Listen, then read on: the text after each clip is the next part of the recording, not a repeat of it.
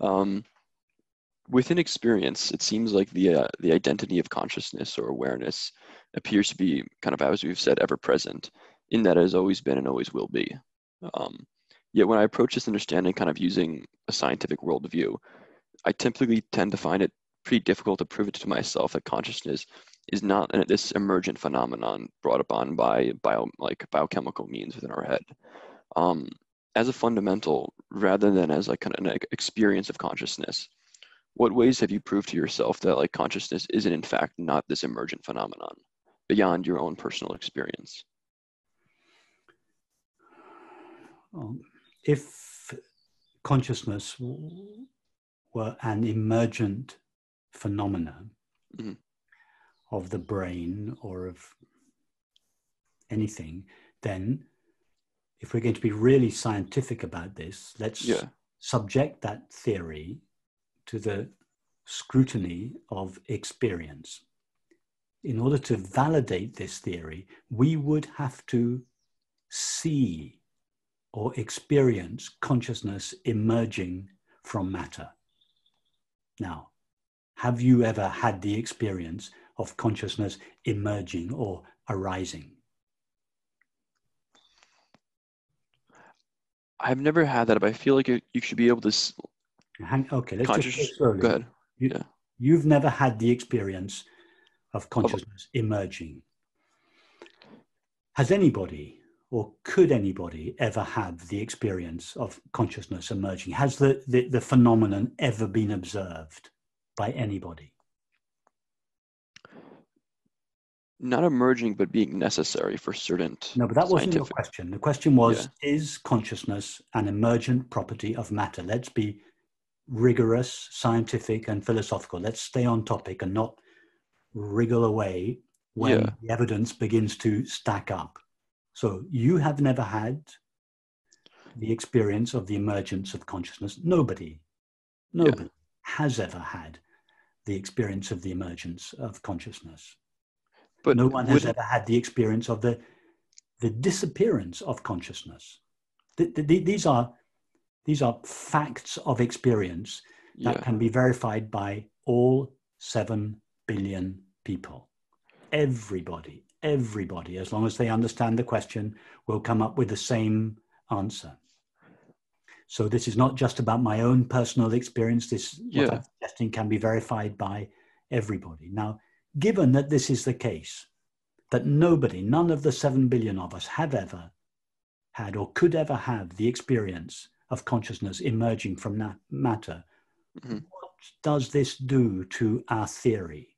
Any other theory in science that had so little evidence would be trashed. That's the scientific process, to come up with a theory, subject it to the evidence of experience, and if it doesn't stand the scrutiny of experience, the process is that you modify your theory in an extraordinary departure from the norm. Scientists, in relation to this one topic, consciousness, that they look for the evidence that consciousness is an emergent property of matter. They don't find it. They've never found it. Normally, they would adapt their theory. They would change their theory in line with the evidence. They don't. They just stick to their theory and imagine that one day somebody will eventually witness consciousness emerging from matter. That is so unscientific. It goes against the very method of science itself. If your theory doesn't stand up to the scrutiny of experience, you don't dig your heels in and just believe your theory. That's called religion. You change your theory in line with the evidence. So I think the difficulty in terms of, as you said, like, have I ever seen consciousness be emergent? But consciousness is the necessity, is like the piece that's necessary to actually become aware of consciousness becoming emergent. So it can't be a secondary, it has to be a primary, right? So I guess like what I see is there's a bridge between, to those of us that kind of are able to look at experience and gain these fundamental understanding about the world. And those that are kind of using rationale, like using science to try to predict and explain the world. And there's this kind of disconnect between the two. And one of those is exactly what we're talking about, what this consciousness is and if it's emergent or not. So in my mind, I'm trying to come up with a way of, if I can't prove that it's an emergent property in my head, and the only way you could prove it is to be the predecessor to consciousness. And what is it that would be aware of the emergence of consciousness? What is it that would witness consciousness emerging? Good question. Consciousness. Yeah. He would So have like consciousness, because consciousness is that which is conscious. So consciousness is that which witnesses everything. So in order for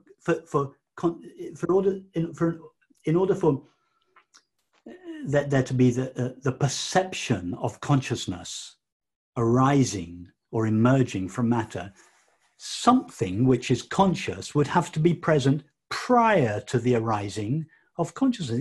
What you're saying is that consciousness would need to be present prior to the arising of consciousness. This doesn't make sense. So why don't we just, why start with a model of reality that is so far removed from our experience of reality, and then try to make them work? I mean, how convoluted is that? Why not, if we want to build a model of reality, why not base our model of reality on experience, and then try to build a model of reality, go step by step by step, building a model of reality that at every step can be verified by experience?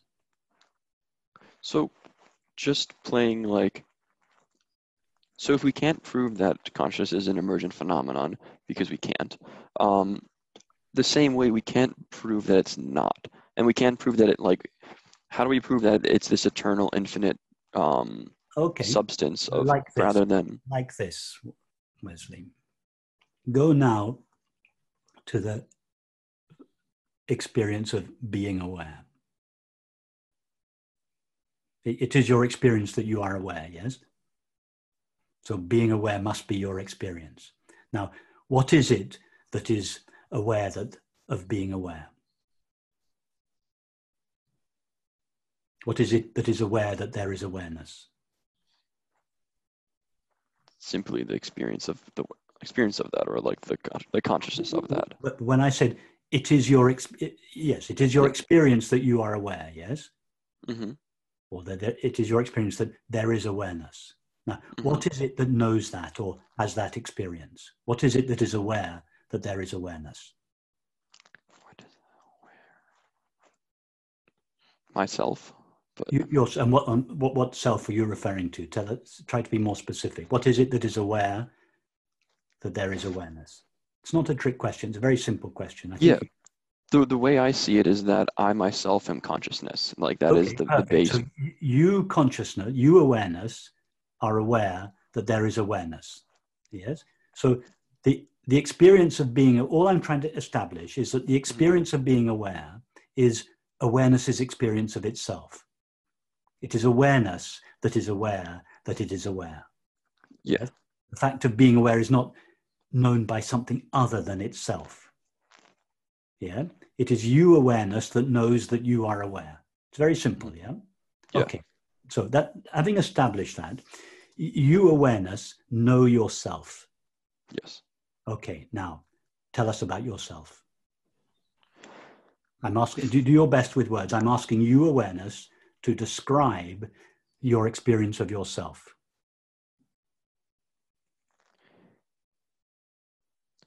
So I become I become, let's say. No, not about what you become. Tell us now. Yeah. About the experience of being aware. I'm in a state of knowing of a variety of different experiences. Yep. You are aware. Tell us more about yourself, about you awareness. I have no idea. What? Yeah, I have no idea.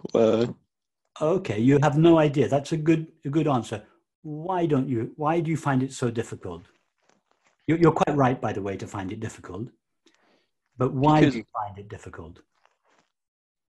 Because all that I have is the experience of knowing specific forms of sensation, forms of Exactly. If I asked you to describe the sensation at the soles of your feet, or the color of your walls, or what you're thinking about, or what you had for breakfast, all of those, you would find it easy to tell us about them. Why? Because they all have form. There's something objective to them that you can describe. When I ask you to describe yourself, you look around. You can't find anything to say. There's nothing objective there, and yet you are absolutely certain that you are aware. Yeah. So there is being aware is something real. It has no objective qualities, no form, and therefore it cannot have any limitations because it has no form. All limitation would be form. I guess one piece that kind of as... No, I want to stay on track with you. Yeah. I'm asking your question. How do you discover that awareness is eternal or ever present? That was your question. And I'm showing you the way to discover this. I want to stay on track with you. So you've agreed awareness is your most fundamental experience. It is known by you. When you try to find it, you cannot find it, but you cannot describe it because it has no form. Having no form, it has no limit. Having no limit, it cannot be said to be localized anywhere, because anything localized would have a form, nor can it start or stop, because something that starts or stops in time has a limit. You've answered your question, Wesley. You have, without realizing it, you have discovered that you, awareness, are without form and therefore eternal or infinite. I think the part of it that I get stuck on is that even though in the present moment it's infinite, I can't make the jump to say that it's eternally infinite. In the sense that, like, things can come in and out of existence, and yet why is this not something that with form can come in and out of existence? Okay. And you have already agreed that yourself has no form.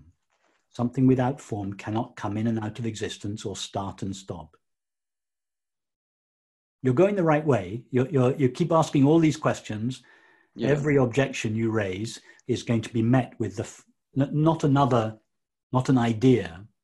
It's going to be met with your experience. I'm going to push you back. And your objections are very good, by the way. You're asking all the right questions. But every time you ask a question, I hold up the mirror of experience to you so that you discover for yourself that in your own experience of yourself, you, awareness, are infinite, that is unlimited, and eternal, that is ever present.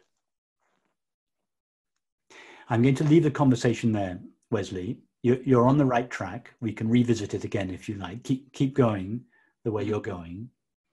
But it's beautiful, the line of investigation you're embarking on, but be sure that you answer your questions, make you go deeply into your actual experience, and that you respond to your questions and your doubts from the perspective of experience. Do you feel that any of these questions can't be answered directly from experience, but have to be almost logically thought through? In a sense of what is a... It can be logically thought through, and we are having a very rational conversation. Yeah, we are. But this rational conversation leads to the experience of understanding. The experience of understanding can be formulated rationally, but the actual experience of understanding itself is awareness of itself. It is not a rational experience. Yeah. A rational process may precede understanding, and the experience of understanding can be expressed rationally, but the actual experience of understanding itself takes place behind the mind or beyond the mind, and is not itself a rational process. Can I ask one last quick thing? Okay. In your framework of, let's say, the universe of everything that is it a kind of like a mutating form of consciousness in which we all are a piece of? Or what is we're not a piece of anything. Oh, we are. But because awareness, as we have just discoveed, is infinite and has no form, and therefore it cannot be divided, because anything that could be divided would have a dividing line, some form. There are no parts in consciousness. Reality is a single, infinite, and indivisible whole. There are no parts of reality. There are only parts from the limited and localized perspective of a finite mind.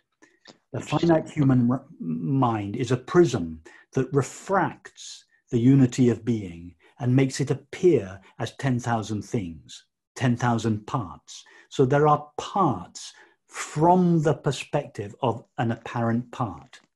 But from the perspective of the whole, which is the only real perspective, because it's all there really is, there is nothing, there is just its own infinite, indivisible self. And it knows there is, in itself, there is nothing other than itself with which it could be related. And the name for, the common name for this absence of otherness is love. Love is the experience that there are not two, there is one. That is why love is another name for truth or reality. And love is one of the ways, beauty, love, beauty, truth, these are all the same. Love and beauty are one of the ways that reality impresses itself upon us, makes itself known to us in our lives as human beings. It's a pleasure to talk with you. Firstly, I wish you the very best, going with your line of investigation.